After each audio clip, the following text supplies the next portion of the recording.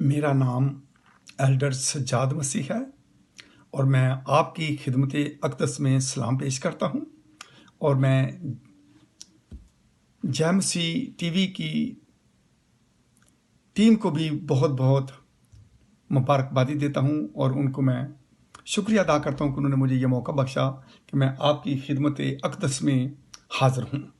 तो आज मैं एक लफ्ज़ के ऊपर गौर करना चाहता हूँ, ईद पेंतेकोस्त।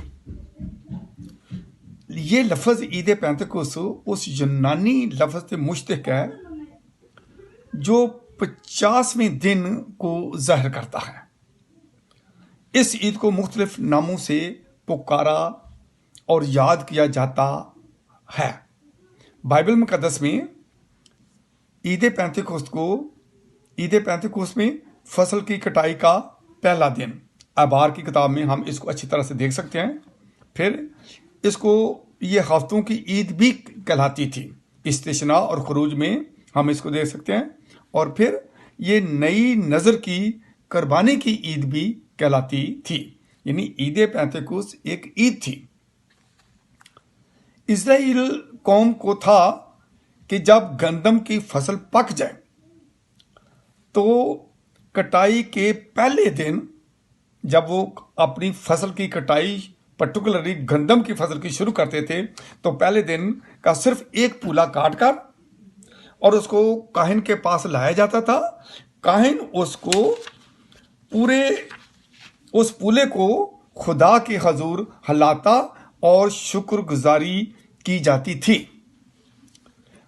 उस पूले को जो फसल की कुटाई के पहले दिन, शर्त यह थी पहले दिन वो सिर्फ इस पूले को काटकर खुदाम के हजूर में लेके जाते थे और उसको हलाने की कुर्बानी के तौर पर इसको करते थे।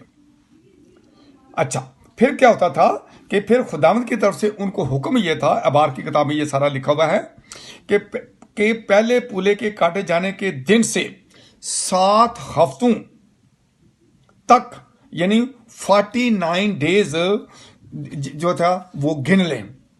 अच्छा, फिर 49 दिन के बाद 50वें दिन फसल की कटाई की ईद मनाई जाती थी। क्या लफ्ज़ है? फसल की कटाई की ईद मनाई जाती थी। इस दिन को ईद पेंतेकोस्त कहते थे।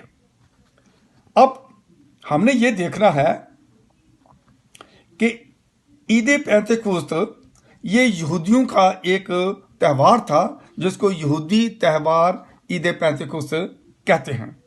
अब ये यहूदी त्यौहार जो था ये मसीही त्यौहार कैसे बन गया? अब हम जो मसीही हैं, हम भी कहते हैं कि ईद पेंतेकोस्त का ये दिन है। तो कुर्सियों के खत में ये बड़ा प्यारा लफ्ज़ आयत लिखी हुई है, और वही बदन यानी कलीसिया का सारा, वही मबदा है और मुर्दों में से जी उठने वालों में पहलोठा, ताकि सब बातों में उसका दर्जा अव्वल हो। मुर्दों की क़यामत यह खुदा की फसल है। याद रखें मेरे अजीजों, मुर्दों की क़यामत यह खुदा की फसल है। मसीह क़यामत की फसल का पहला पूला है जो कि संडे के दिन, यानी हफ्ते के पहले दिन, हफ्ता जो था वो यानी सब्बत जो था वो हफ्ते के दिन होता था, और उसके पहले दिन यानी इतवार को ये पूला जो था ये सुबह उठकर ये हलाया गया। इसको भी यानी मुर्दों की क़यामत का ये फसल है जो सब्बत के दिन हलाया गया। ये मत्ती में, मरकस में, लूका में और यूहन्ना, चारों अनाजील जो हैं वो इस बात का जिक्र करती हैं। अच्छा, फिर हम ये देखते हैं कि उसने अमाल की किताब में वो कहता है कि उसने दुख सहने के बाद बहुत से सबूतों से अपने आप को उन पर जिंदा जाहिर किया, चनाचे वो 40 दिन तक उनको नजर आता रहा। चनाचे वो 40 दिन तक उनको नजर आता और खुदा की बादशाही की बातें करता रहा। अमाल में फिर यूं भी लिखा हुआ है, और वो उनसे मिलकर उनको हुक्म दिया कि यरूशलेम के बाहर ना जाना, बल्कि बाप के उस वादा के पूरा होने के मुंतजिर रहो जिसका जिक्र तुमने मुझसे सुन चुके हो। क्योंकि यूहन्ना ने तो पानी से बपतिस्मा दिया, मगर थोड़े दिनों के बाद तुम रूल कुदस से बपतिस्मा पाओगे। मसीह खुदावन तो हुक्म देकर आसमान पर उठाए गए, यानी जिस दिन खुदावंद जिंदा हुए इतवार के दिन से लेके और उन 40 दिन के बाद खुदावंद ईदे सऊद हम उसको कहते हैं आसमान पर उठाए गए। तो फिर खुदावंद जो थे इसके बाद मगर 120 लोगों की जमात 10 दिन तक दुआ में ठहरी रही। ये 10 दिन तक जिस जगह के ऊपर ये आखिरी फसा का कमरा था जो आज तक भी यरूशलेम में मौजूद है।